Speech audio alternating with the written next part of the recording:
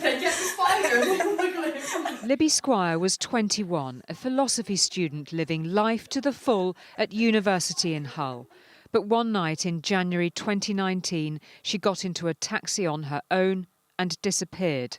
It was the beginning of an agony her mother lives with still. The minute you hear they're missing, it's like when you lose them in a supermarket when they're little, your stomach drops. But obviously then you find them and you get that lovely feeling, oh, thank goodness. But your stomach drops and it never comes back up again. Libby's body was found 7 weeks after she went missing in the River Humber.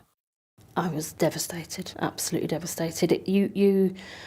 It's that fear that you have always as a woman.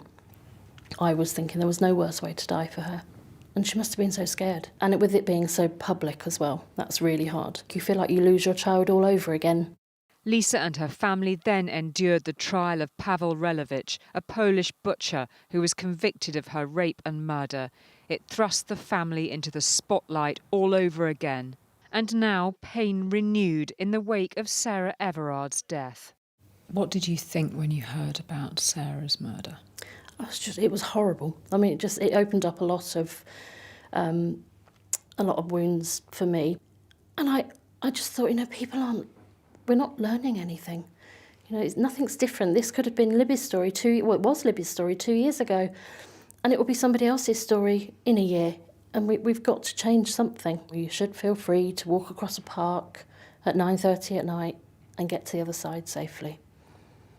And there's 50% of our society that don't feel free to do that. And that's not right.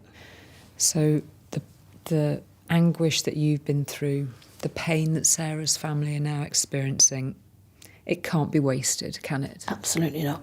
No. Sarah's life, Libby's life, and all the other women who have been killed, they've died for no reason.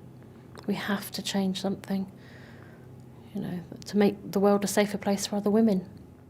And what of the man who took Libby's life and devastated Lisa's? I don't think anything about him. I made that decision very early on, that I wasn't going to give him any space in my head because it's just so negative.